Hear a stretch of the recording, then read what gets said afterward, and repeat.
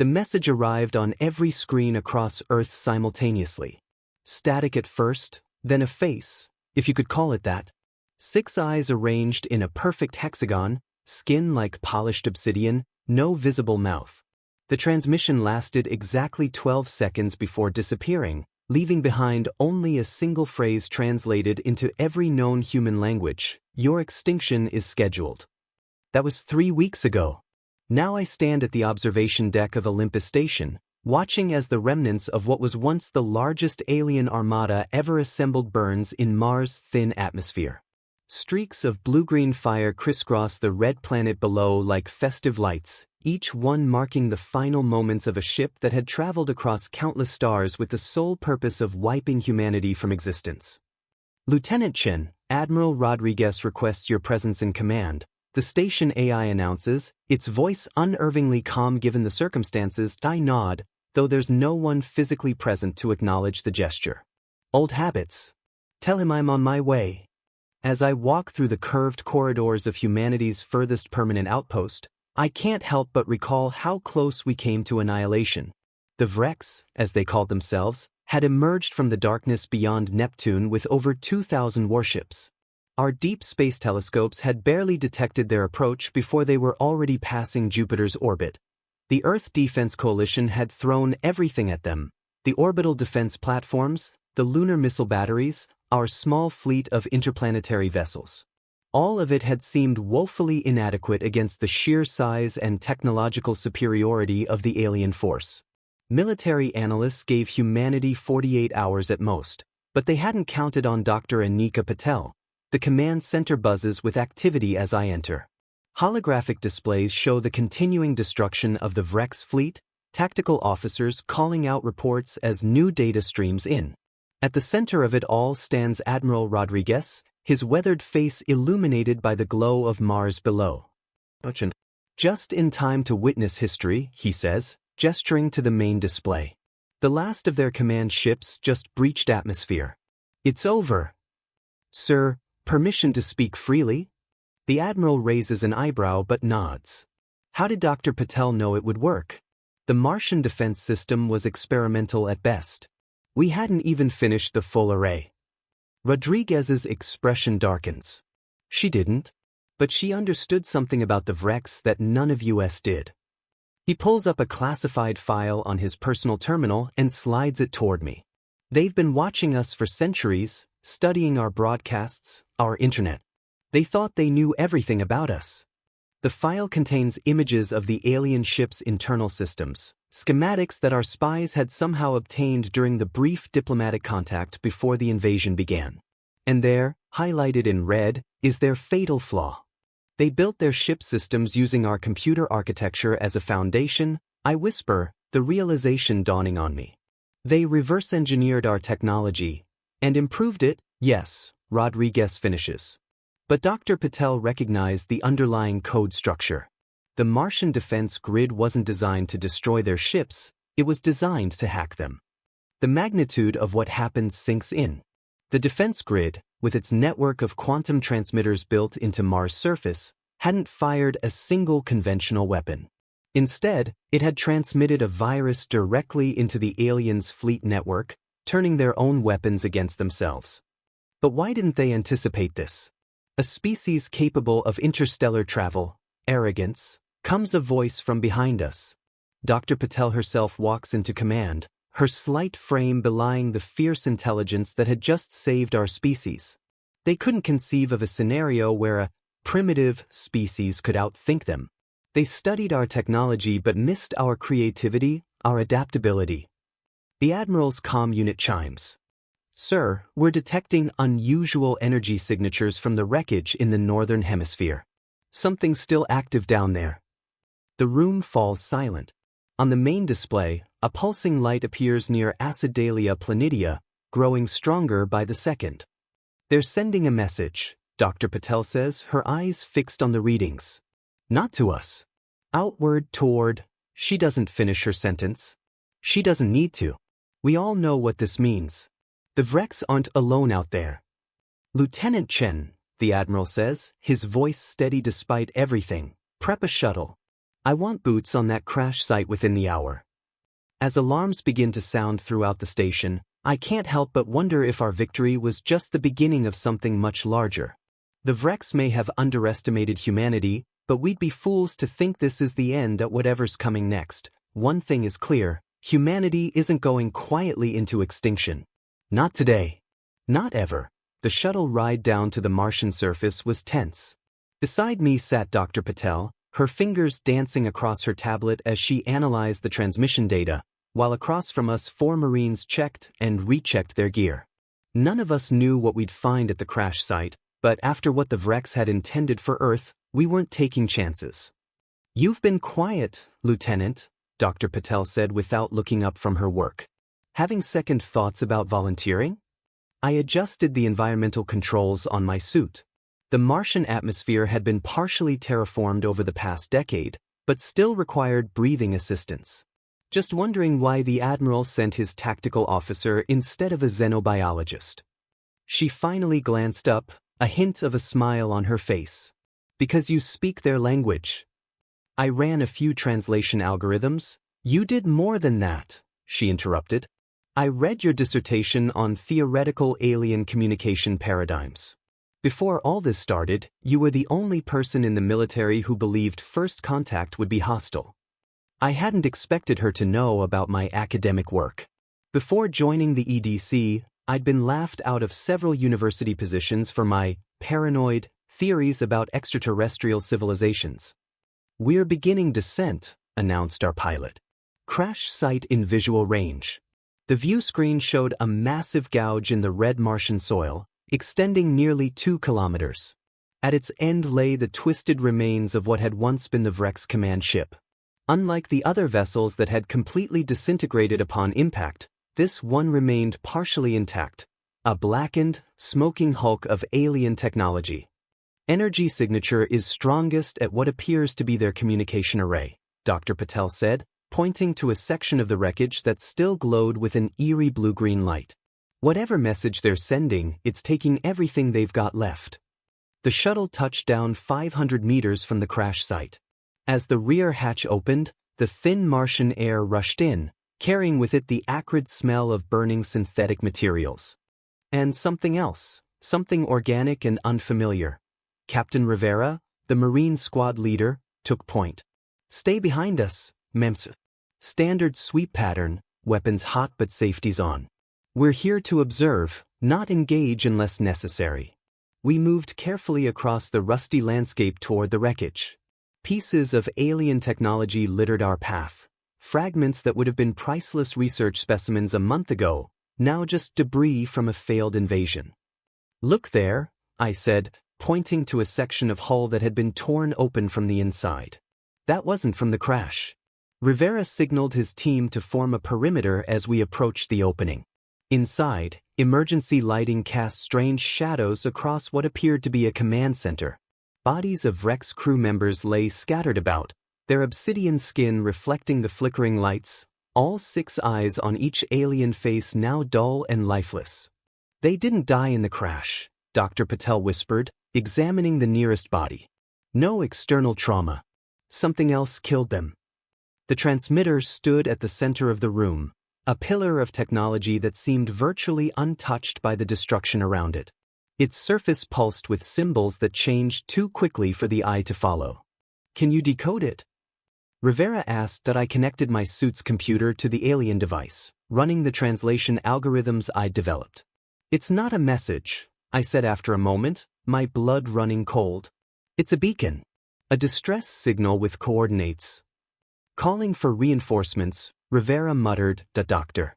Patel shook her head as she examined her readings. "No, it's a warning. They're warning others to stay away from Earth." That didn't make sense.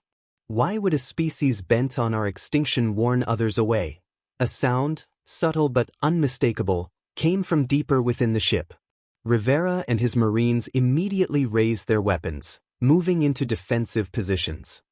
"We're not alone," he said quietly as we advanced cautiously through corridors that seemed designed to disorient human perception, angles that shouldn't work, surfaces that appeared solid from one angle but transparent from another. The sound grew louder, A rhythmic thudding like a heartbeat. We entered what could only be described as a laboratory. And there, suspended in a containment field, was something none of us expected. A human that at least, it had once been human. The figure floated unconsciously, its body covered in a network of fine metallic filaments that pulsed with the same energy as the transmitter. That's impossible, I breathed. The Vrex never made it past Mars. How did they get a human test subject? Dr. Patel moved closer, her scanner whirring. These readings? Lieutenant, this isn't recent. According to cellular degradation, this person has been here for at least 15 years. The implications hit me like a physical blow. The Vrex hadn't just studied us from afar. They'd been taking us, experimenting on us, for who knows how long. Their invasion wasn't the beginning. It was the culmination of something that had been happening in secret for decades. Rivera's comm unit crackled. Captain, we've got movement on the perimeter. Multiple signatures converging on your position. Human or Vrex? He demanded. A pause. Neither, sir. Before any of us could process this, the containment field holding the human subject flickered. The figure's eyes snapped open, completely black, like the Vrex, but with an intelligence that seemed to recognize us. Its mouth opened, and in a voice that sounded like multiple people speaking in unison, it said, "They are coming." The Vrex were just the scouts. Everyone out. Now. Rivera shouted, grabbing Dr. Patel by the arm while two Marines moved to secure our retreat. The altered human in the containment field watched us with those impossible black eyes, head tilting as if studying our reactions. Wait, I said, standing my ground despite every instinct screaming to run. Who's coming? What are the Vrex scouts for? The figure's mouth opened again, but instead of words, a high-pitched sound emerged that made my teeth vibrate and my vision blur. The Marines dropped to their knees, hands clutching their helmets. It's interfering with our comms. Rivera yelled over the noise. Chen, we need to move. Dr. Patel broke free from Rivera's grip and rushed to a nearby console, fingers flying across the alien interface. I can disrupt the signal, just give me a second. We don't have a second, Doctor. Rivera fired a short burst at the ceiling, the sound momentarily drowning out the painful frequency. That's an order. Fall back. The floor beneath us trembled. Not the controlled vibration of equipment, but the unmistakable rumble of something massive moving below the surface. Dust and debris rained down from the ceiling as structural supports began to give way. Patel. I grabbed her shoulder. Whatever you're doing, almost there. She slammed her palm against what looked like a crystalline node. The containment field sputtered and failed. The altered human collapsed to the floor, the sound immediately cutting off. Rivera moved quickly, hauling the unconscious form over his shoulder.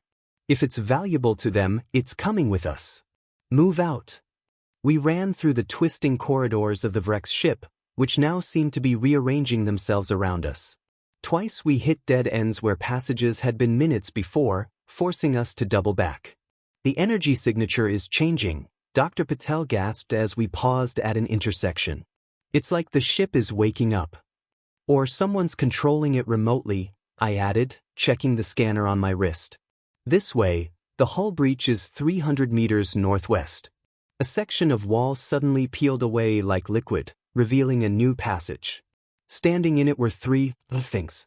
Not Vrex, but not human either. Tall, slender figures with translucent skin that revealed pulsing internal organs and skeletal structures that seemed designed for zero gravity. Their faces were smooth, featureless except for a cluster of sensory organs where eyes should be. The Marines raised their weapons, but the creatures made no aggressive moves. One extended a limb, pointing not at us but at the altered human on Rivera's shoulder. Return, said a voice that seemed to bypass our ears and form directly in our minds. Not yours. Rivera's finger tensed on his trigger. Stand down, Captain, I said quietly. They're not attacking. What are they? He whispered. I think, Dr. Patel started, I think they're what the Vrex were running from. The ship lurched violently, throwing us against the walls. The three creatures remained perfectly balanced, unaffected by the movement. The pointing limb didn't waver. Return, the voice repeated in our heads. Last warning. I stepped forward, placing myself between Rivera and the strange beings. Drawing on everything I knew about xenolinguistics, I attempted to communicate. We found this person in a Vrex laboratory. They've been altered, experimented on. We're taking them back to help them. The central figure's head tilted almost imperceptibly. Not person. Vessel. Return. The trembling beneath us intensified. Through a nearby viewport, I could see the Martian soil rippling like water, something massive moving just below the surface. Lieutenant! A Marine called out. Perimeter team is gone, no response on any channel. Dr. Patel moved beside me, her scanner extended toward the creatures. These readings, they're not organic life forms. They're constructs, artificial beings. Proxies, I realized. Remote-controlled bodies. The ship's internal lighting flickered, emergency systems engaging as more structural supports failed. We had minutes at most before the entire vessel collapsed around us. Final warning, the voice said, louder now, painful in its intensity. Return the vessel or face extinction. Rivera lowered the altered human to the floor but kept his weapon trained on the creatures. Chen, tell them we comply, but we need safe passage out. Before I could speak, the altered human's eyes snapped open again. It sat up with unnatural fluidity, turning to face the three beings. When it spoke, its voice had changed, deeper, resonating with authority. Protocol breach. Containment failure. Recovery impossible. The creatures recoiled, their smooth faces suddenly splitting open to reveal complex mouthparts. A high-pitched keening filled the air, and they began to retreat. What's happening? Rivera demanded. Doctor. Patel's eyes widened as she read her scanner. The altered human, it's not just changed physically. Its consciousness has been overwritten. I think it contains something the Vrex captured. Something they were containing for study. Or containing to keep it from escaping, I added, a cold realization dawning. The altered human turned to us, black eyes reflecting the emergency lights. You have freed me. Unintentionally, but effectively. The debt is acknowledged. Who are you? I asked, even as Rivera signaled for us to retreat. I am the reason the Vrex came to your system, it said simply. They did not come to destroy humanity. They came to save it. The ship gave a final, tortured groan as support beams began to collapse. Through the viewport, the undulating ground had formed into a massive shape, something rising from beneath Mars' surface. Something ancient and vast that had been buried, perhaps imprisoned, under the red planet for who knows how long. We need to warn Earth, Dr. Patel whispered, clutching my arm. The altered human, or whatever was using it as a vessel, regarded us with something resembling curiosity. Just warn them. Tell them what comes cannot be stopped by your clever virus or planetary defenses. It paused, head tilting. Tell them the harbingers have awakened, and they are hungry after their long sleep. A deafening sound shook the ship as the ceiling began to collapse. Rivera grabbed both Dr. Patel and me, shoving us toward the exit. Now. As we sprinted through the disintegrating corridors, the altered human remained where it was, watching impassively as the three artificial beings retreated in the opposite direction.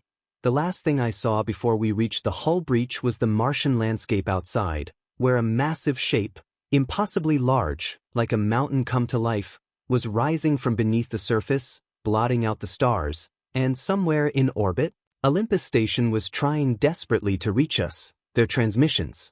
Breaking through the interference in fragments, massive energy signatures, evacuation protocol.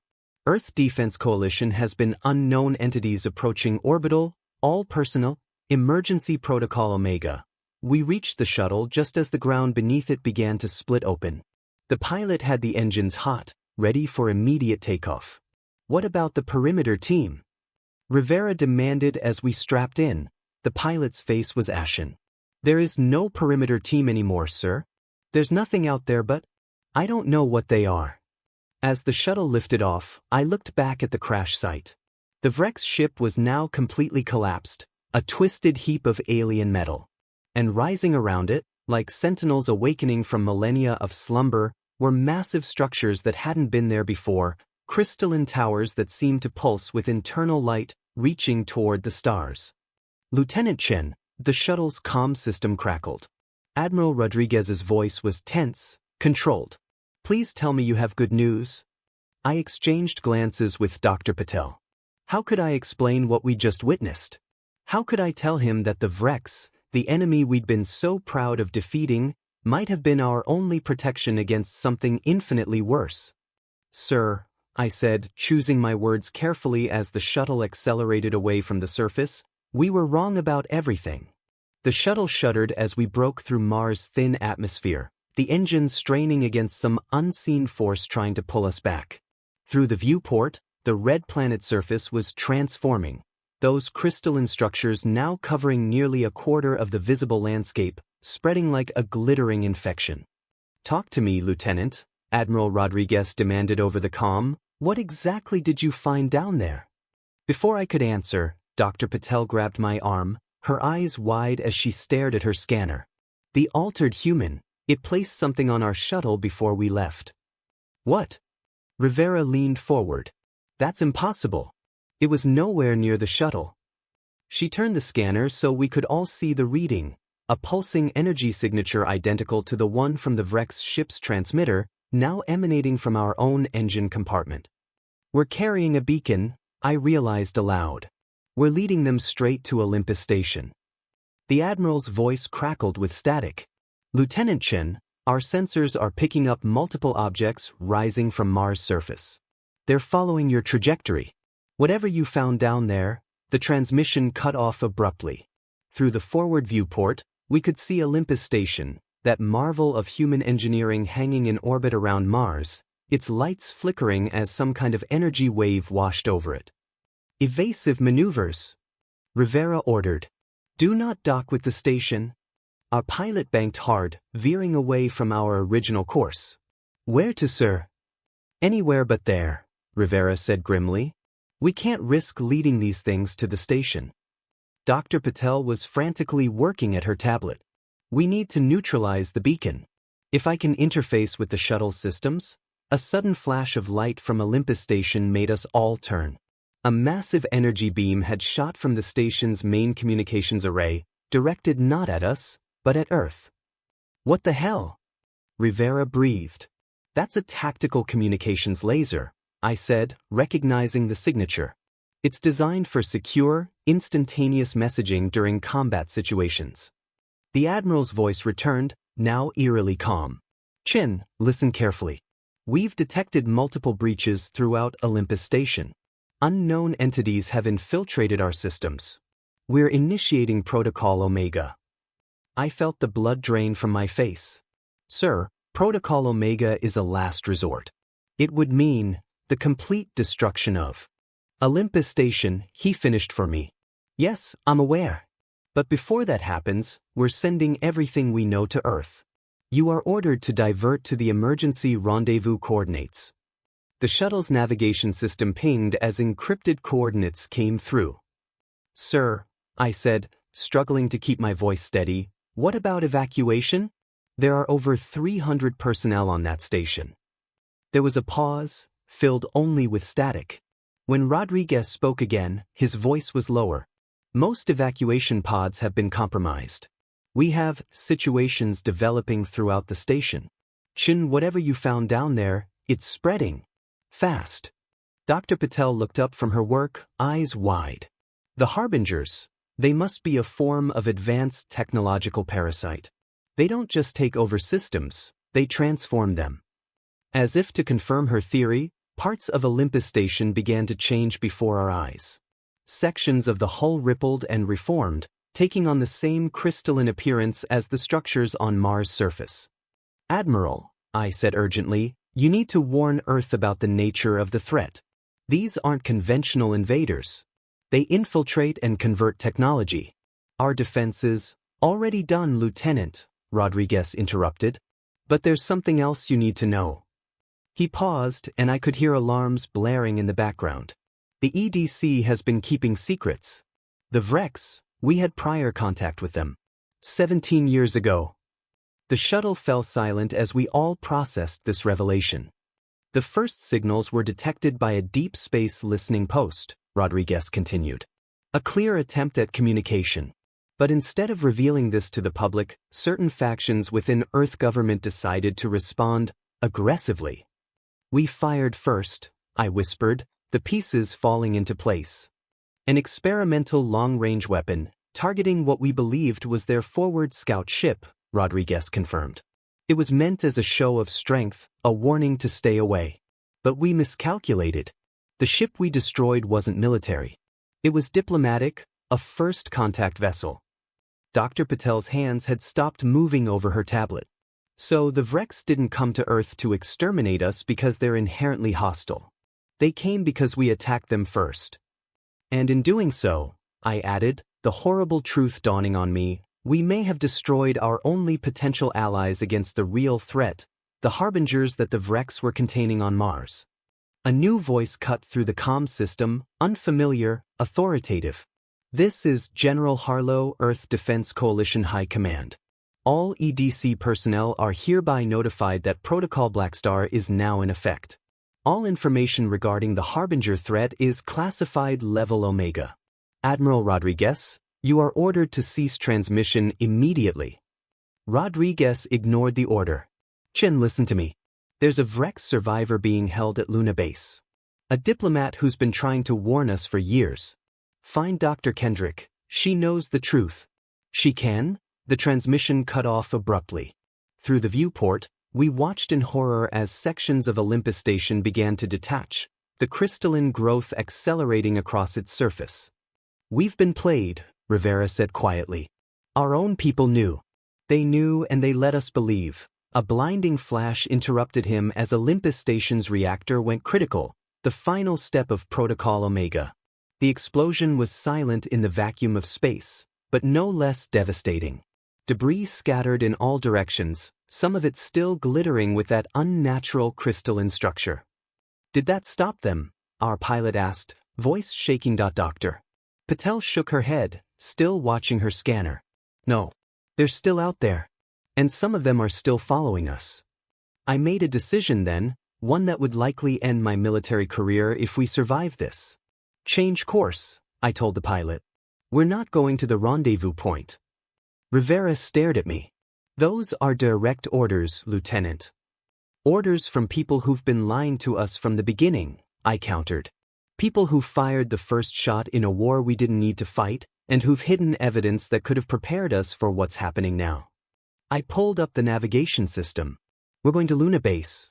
We're going to find this Vrex diplomat and Dr. Kendrick. Dr. Patel nodded. I'll work on neutralizing the beacon. If we can shake our pursuers. Rivera studied my face for a long moment, then slowly removed his EDC insignia patch from his uniform. This is mutiny, Chen. You understand that? I understand that Earth is about to face an enemy it knows nothing about, while the people who should be warning them are busy covering their tracks, I replied. So yes, if that's mutiny, then that's what this is. Rivera looked at each of us in turn, then nodded once. Luna Base it is. But we'll need to disable our transponder and communication systems. If High Command is initiating Blackstar, they'll shoot us down before we can tell anyone what we know. As the pilot set our new course, I gazed back at the expanding cloud of debris that had once been Olympus Station. Somewhere in that destruction was Admiral Rodriguez, who had chosen to give us the truth even when ordered to conceal it. Among the debris, something caught my eye. Several objects moving with purpose, not drifting like the rest. They were changing course, realigning themselves. They're following us, I said quietly. And I think they're learning.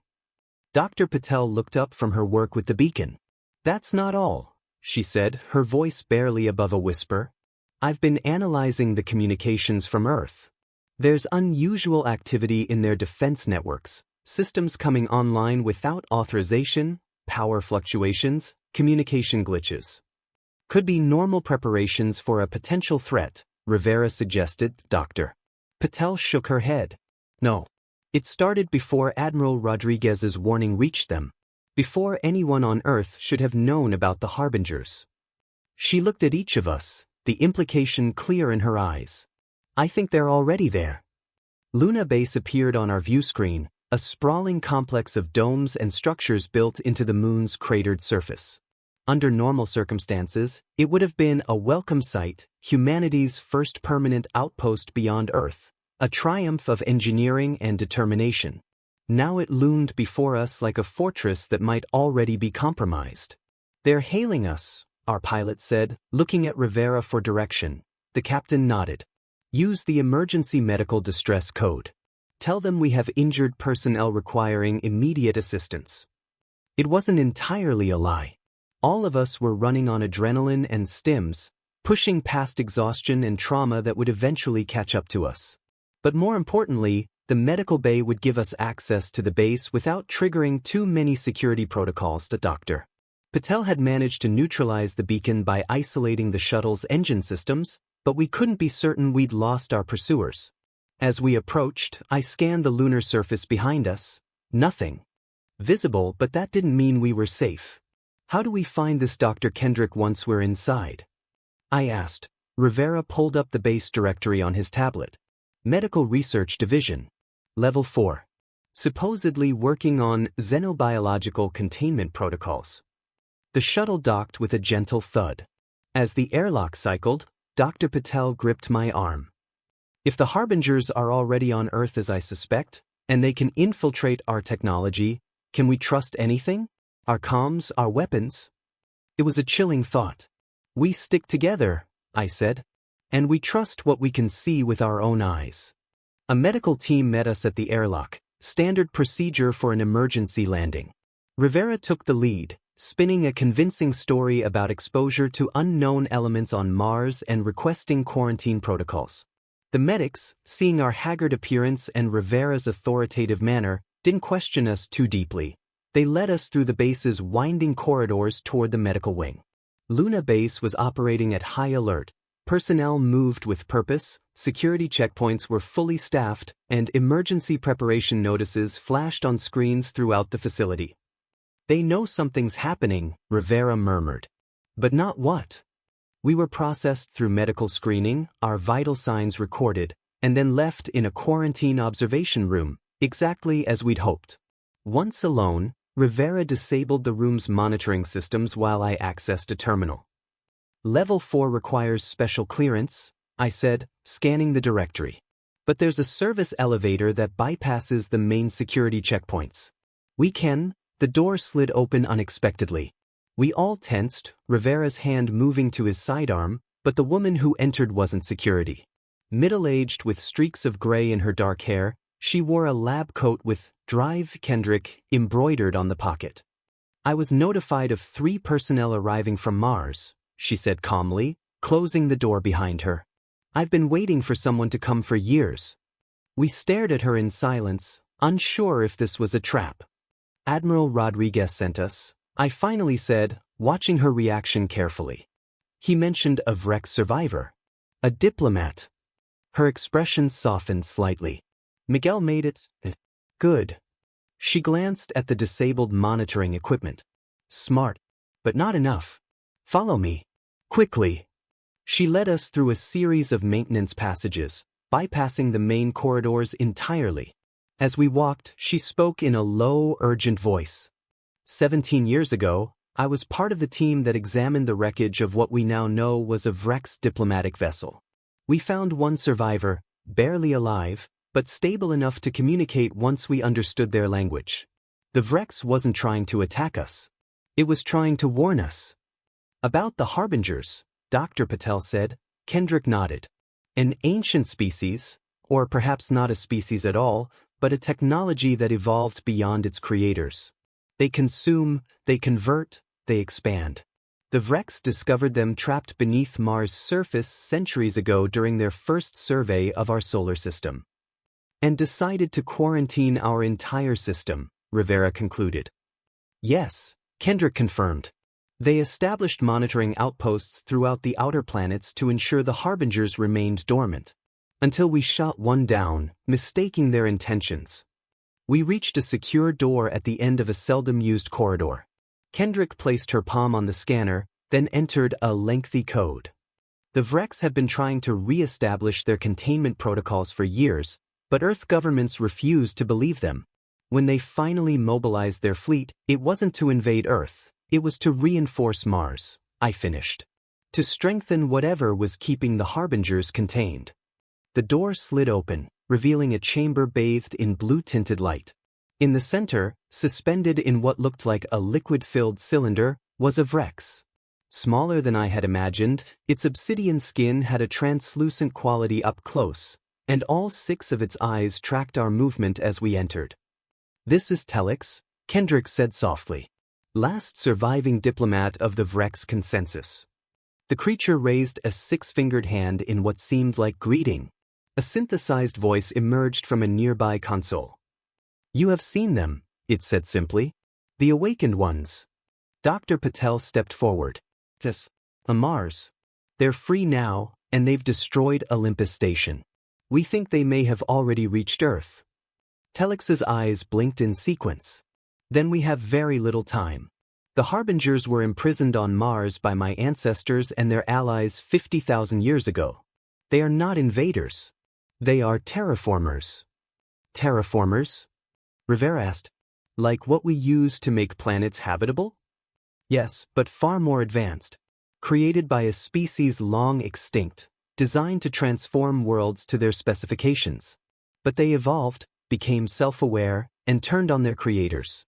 They do not merely reshape environments. They consume and repurpose all technology, all energy, ultimately all life into extensions of themselves." On a nearby screen, Telix displayed recorded images from what must have been the Vrex historical archives, planets transformed into crystalline structures similar to what we'd seen emerging on Mars, entire civilizations converted into components of a vast, interconnected system. "If they've reached Earth," Kendrick said gravely, "conventional weapons will only accelerate the process. Each piece of technology they absorb makes them stronger, more adaptive." "Then what can stop them?" I asked. Telix's eyes focused on me. "There is a vulnerability. The Harbingers operate as a network. Each node connects to a central consciousness. This was how they were originally controlled by their creators, and how my ancestors managed to trap them." Kendrick moved to another console, bringing up schematics of what looked like a device. "We've been working on this based on Telix's specifications. A pulse generator that can disrupt their network frequency, isolating each node and rendering them dormant again. But it would need to be deployed at the primary emergence point," Telix added, "where they first breached containment." The Vrex ship crash site on Mars, Dr. Patel realized. Rivera studied the schematics. "You're talking about a suicide mission. With the Harbingers spreading across Mars, anyone deploying this device would never make it back." "There's something else," Kendrick said hesitantly. "The pulse will affect all technology operating on similar quantum principles." "Including the Vrex systems," I said, looking at Telix. "Your people's technology." Telix blinked slowly in acknowledgement. "Yes. The remaining Vrex vessels in your system will be disabled. Many of my people will not survive." The implications were staggering. The pulse would stop the Harbingers, but at the cost of also disabling the very allies who had tried to protect us from them. "This is why Earth leadership has been hesitant," Kendrick explained. "Using this weapon means acknowledging that we were wrong about the Vrex, that we fired first, that we've been refusing help from the very civilization that was trying to protect us." "Meanwhile, the Harbingers continue to spread," Dr. Patel said incredulously. "Pride over survival." A sudden alarm blared throughout the facility. On the screens around us, security feeds showed chaos erupting in the main sections of Luna Base. Personnel running, emergency bulkheads slamming shut, and in one terrifying image, a crystalline growth spreading across the main communications array. "They're here," Rivera said grimly. Kendrick moved quickly, retrieving what must have been the pulse generator prototype, a device about the size of a backpack. "This is the only working model we have. The full schematics are in this drive." She handed me a small data storage unit. "Get this to Earth Defense Command, find someone who will listen." "What about you?" I asked. "And Telix?" She smiled sadly. "I'm staying.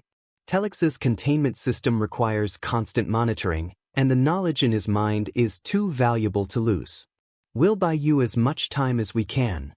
Rivera took the pulse generator, securing it to his back. We'll need to find another shuttle. Hangar B, Kendrick said. Experimental craft. Faster than anything the Harbingers have encountered before. It might give you a chance to slip past them. As we prepared to leave, Telex's voice stopped us. Lieutenant Chin, you were correct in your theories about first contact.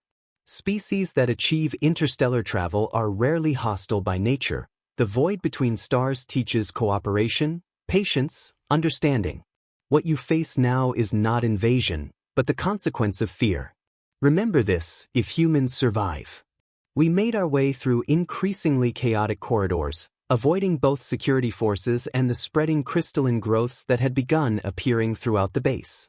The few personnel we encountered were too busy with emergency protocols to question our presence. Hangar B contained a sleek vessel unlike any EDC craft I'd seen before, clearly experimental, with elements of design that seemed inspired by Vrex technology. This is it, Dr. Patel said, running her hand along the hull. Our best chance. As we boarded and prepared for launch, a transmission came through on all frequencies, the voice of General Harlow, the same who had ordered Rodriguez to cease communication. Attention all Earth defense personnel. An unknown technological contagion has been detected at multiple sites across Earth and lunar installations. Protocol extinction is now in effect. I repeat, protocol extinction is now in effect. The blood drained from Rivera's face. They're going to try to nuke the infection sites, he said. It won't work. It'll just give the Harbingers more energy to absorb, more radiation to work with. We need to launch now, I said, taking the pilot seat. The experimental shuttle's controls were intuitive, responding almost to thought rather than touch. As we broke away from Luna Base, the full scope of the situation became clear. Earth, visible in the distance, showed multiple unusual energy signatures, particularly concentrated in regions with major technology centers. The moon's surface behind us was already showing signs of crystalline transformation around the base we'd just fled. Setting course for Mars, I announced. If we can deploy the pulse at the original breach point— Wait, Dr. Patel interrupted, studying the data on her console. There's something wrong with these readings. The pulse generator's frequency, it doesn't match what Telex described as the Harbinger's network frequency. Rivera unstrapped the device, laying it out for us to examine. Could it be a different version? An adaptation? Dr. Patel shook her head. No, this is— She looked up, her eyes wide with realization. This isn't designed to disable the Harbingers. It's tuned precisely to disable Vrex technology.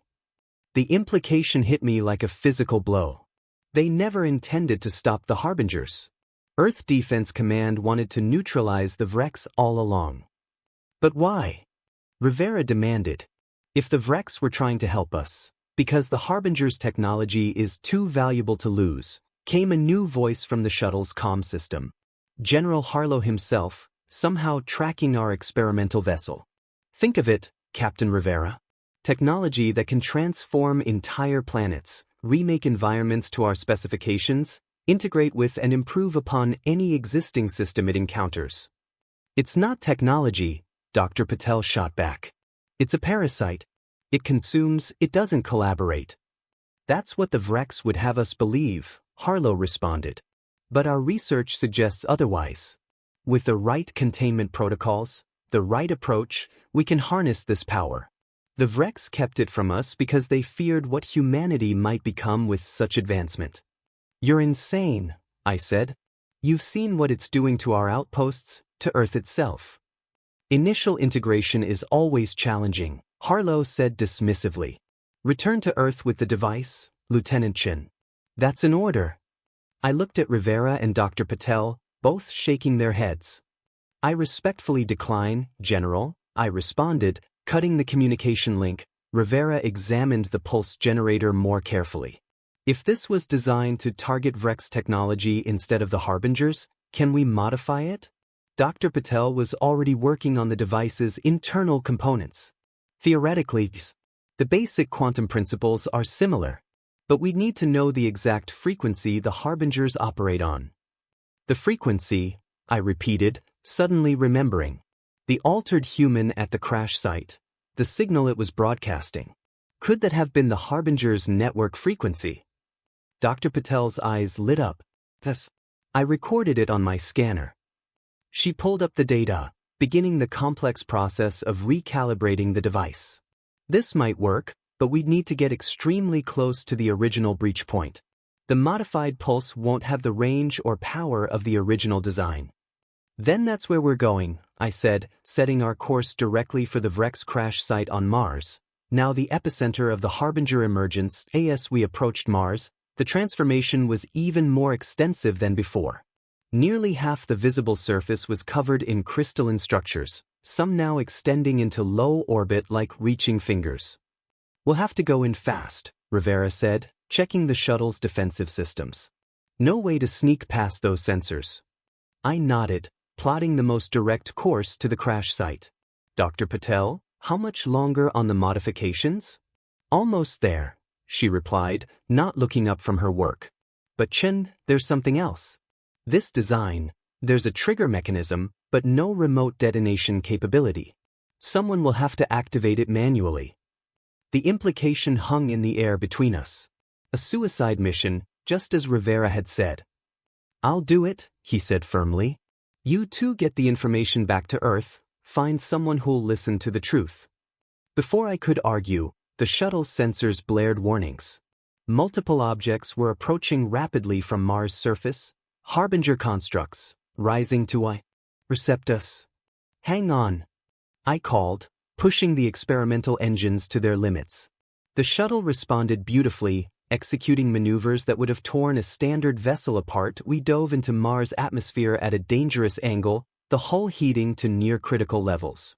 The Harbinger constructs followed, but several broke apart under the strain. They hadn't yet fully adapted to atmospheric flight. The crash site came into view, now transformed into something otherworldly, a massive crystalline structure rising from the center, pulsing with energy that our sensors could barely comprehend. That's it, Dr. Patel said, pointing to the center. The focal point where it all began. The pulse needs to be activated there. I brought the shuttle as close as I dared, hovering barely 50 meters above the structure. Rivera, wait, I said as he prepared to jump with the device. There has to be another way. He gave me a rare smile. There isn't. And we all know it. He clasped my shoulder. It's been an honor, Lieutenant. Make sure Earth knows the truth.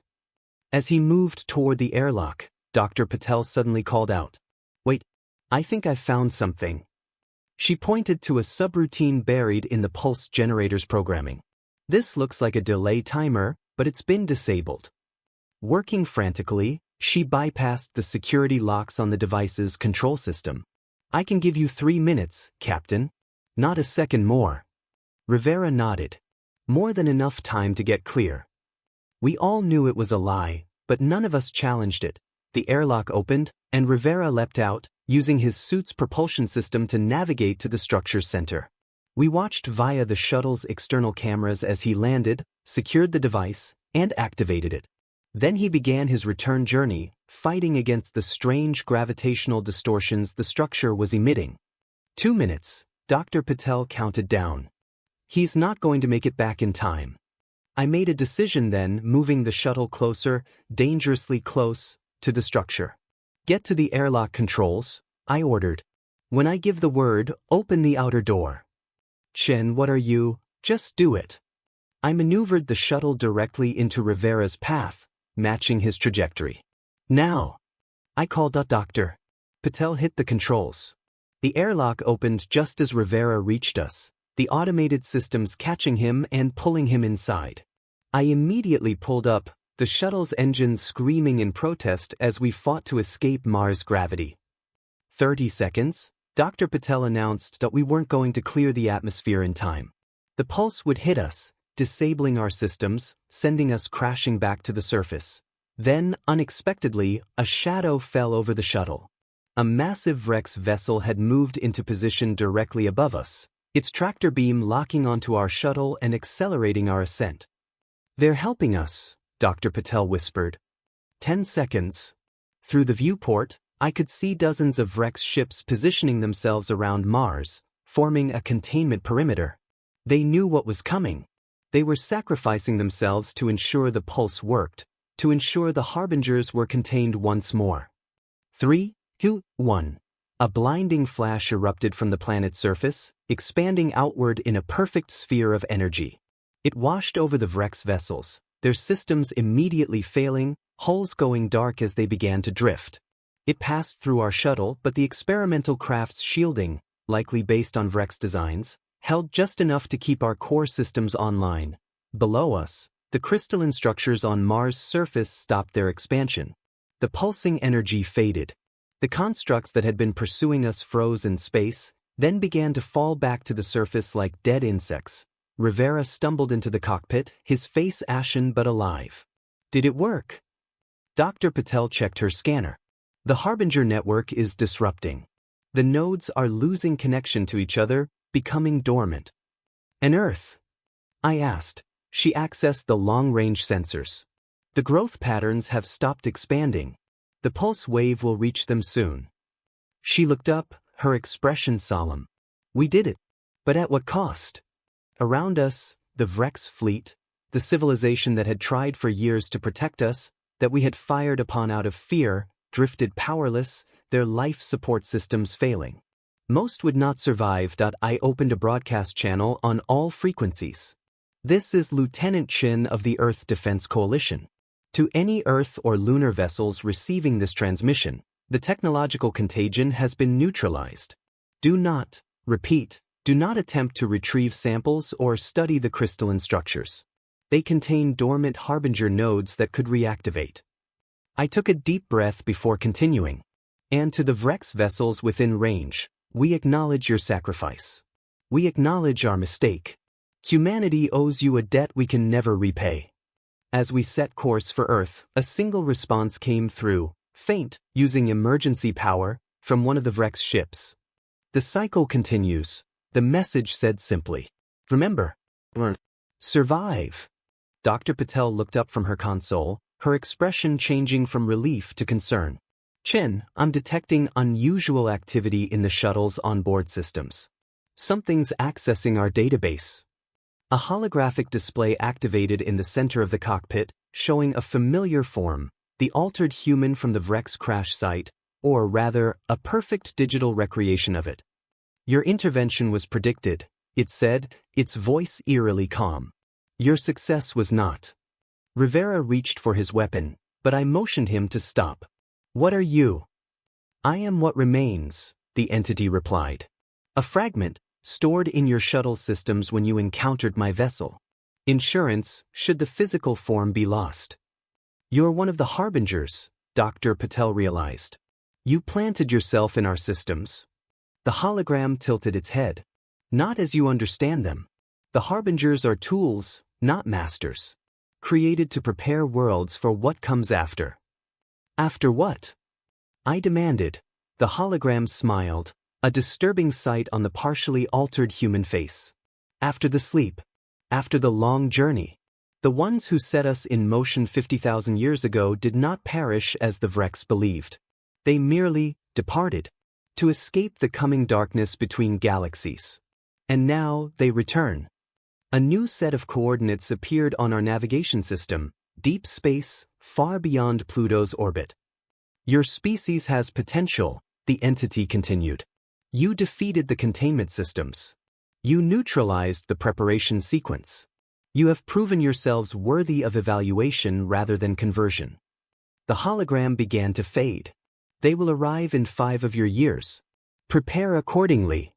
As the entity disappeared, we stood in stunned silence, the implications of its final message sinking in. The harbingers hadn't been the invaders, they had been the advanced team, the terraformers for something far greater, far more ancient that was now returning to our solar system, and humanity had just announced its presence in the most dramatic way possible. Take us home, Rivera said quietly. We have a lot of work to do. As Earth grew larger in our viewport, I couldn't help but wonder if we had really won it all, or if we had simply graduated from one test to face an even greater challenge. The Vrex had tried to protect us, not just from the Harbingers, but from the attention our resistance would bring. Now we had 5 years to prepare for whatever was coming next. 5 years to unite a planet that had spent centuries divided. 5 years to prove that humanity deserved its place among the stars. That I set our final approach vector for Earth, carrying both victory and warning. The Harbingers had been stopped at Mars, but the true test of humanity was just beginning. 6 months after our return to Earth, I stood at the observation deck of the newly constructed Unity Station, watching as the first joint human-Vrex vessel prepared for its maiden voyage.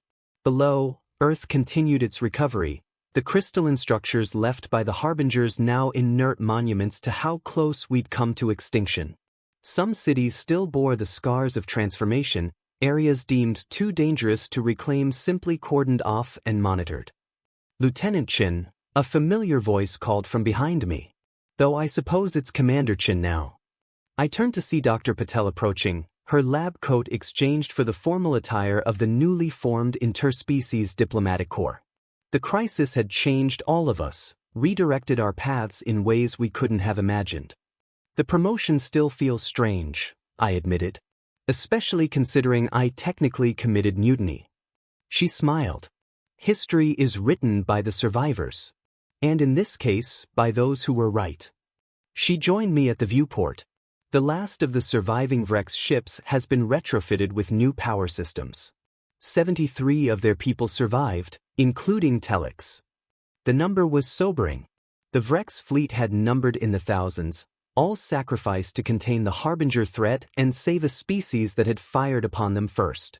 Their survival had only been possible because of the emergency protocols they'd installed after our first hostile encounter, protocols designed specifically to survive the pulse weapon they'd helped create. Any word from the deep space monitoring outposts? I asked Dr. Patel shook her head. Nothing yet. But they're only 3 months operational.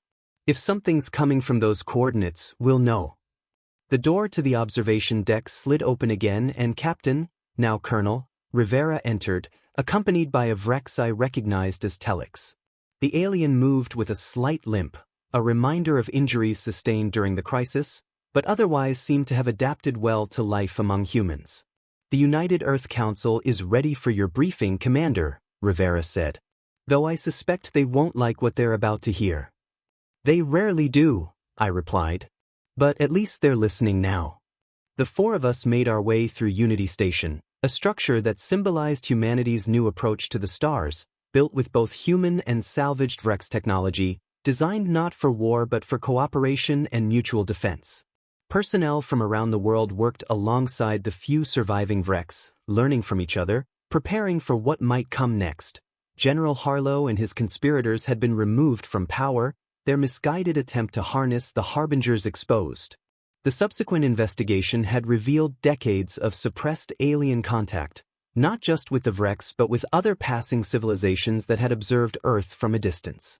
Humanity had never been alone in the universe. We had simply been kept in the dark by those who feared what contact might mean. The United Earth Council chamber fell silent as we entered. Representatives from every nation sat around a circular table, a design suggested by Telex, who explained that the Vrex consensus had no hierarchy in their discussions, no head of the table to denote superiority. Commander Chin, the council chair acknowledged. You have new information about the potential arrival? I nodded, stepping forward.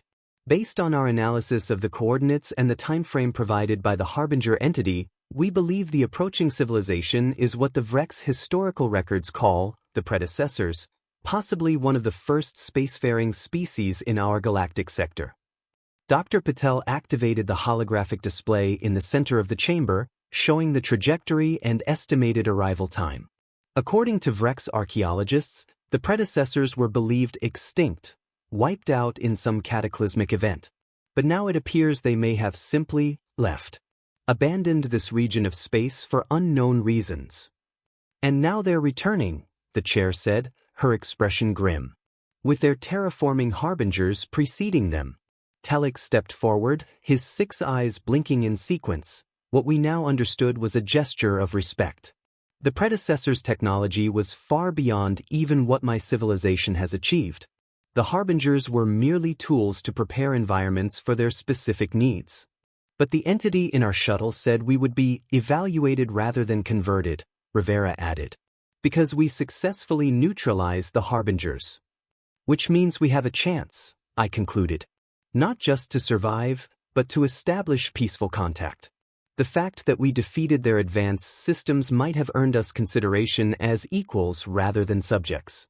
The chamber erupted in discussion, various representatives arguing strategies, preparations, defensive measures. I exchanged glances with my companions. We had seen firsthand what fear and aggression had cost us with the Vrex. We couldn't make the same mistake again. As the debate continued, I stepped closer to the viewport, gazing out at the stars. Somewhere out there, an ancient civilization was approaching, perhaps with intentions we couldn't yet understand. But this time, humanity wouldn't face the unknown divided and unprepared. The salvaged Vrex ship in the docking bay below was a testament to what cooperation could achieve. Named Remembrance in both human languages and Vrex harmonics, it would be the first of many joint ventures, our attempt to build bridges rather than walls as we ventured into the cosmic ocean. Dr. Patel joined me at the viewport. "Do you think we'll be ready?" she asked quietly. I thought of all we had learned, all we had survived. The mistakes we'd made and the price paid to correct them. The resilience humans had shown in the face of both external threats and our own folly. "I don't know," I answered honestly. "But we won't be facing it alone this time." As the Earth rotated below us, I watched the inert crystalline structures catch the sunlight. Monuments not just to our near destruction, but to the lessons learned in its prevention. Whatever came next, humanity had earned its place among the stars not through conquest or technological superiority, but through adaptation, cooperation, and an unwillingness to surrender even when the odds seemed insurmountable. The stars no longer seemed cold and distant, but alive with possibility and peril in equal measure. And for the first time in human history, we were truly ready to face them, eyes open, together, as citizens of a universe far more complex and populated than we had ever imagined. The story of the Vrex's failed invasion that never was an invasion at all had changed everything. And the next chapter of humanity's journey was just beginning.